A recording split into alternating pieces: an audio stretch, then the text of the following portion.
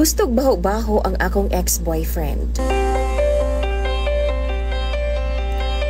Itago na lang ko sa pangalang Lorna. Goal kaayo ko karon ni DJ Sam, gibulagan ko sa akong uyab nga si Jimboy. 9 months na mi ni Jimboy, ug open na mi sa ana-ana. Ganahan kaayo si Jimboy mo kit-kit sa akong simod sa iring DJ Sam. Kanang wa gyud limpyo-limpyo. Kanang bao-bao pagbulad. Mura pag naiuna sa ginamos. Gani, gusto niya kanang naadyoy amoy gidaw. Gusto niya, dili manghugas kay original nga baho gyud ang iyang gusto. Mura siya og janitor fish DJ Sam.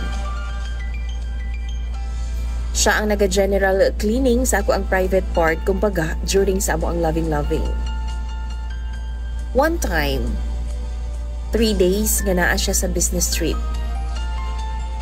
Og sa pag-uli niya, timing nga bag-o kong ligo.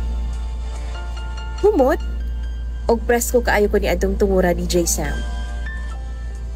Pero kabalo ka, imbis nga malipay, iyahan naman noon kong gibulagan.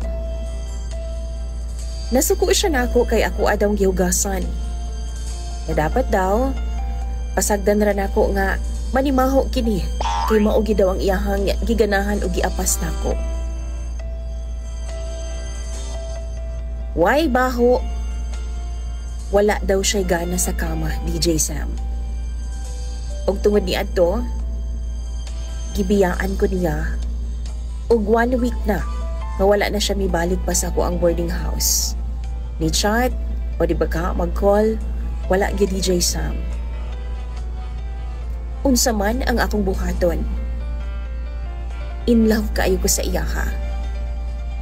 Tabangi daw ko be, og hatagi ko ninyo sa inyong advice.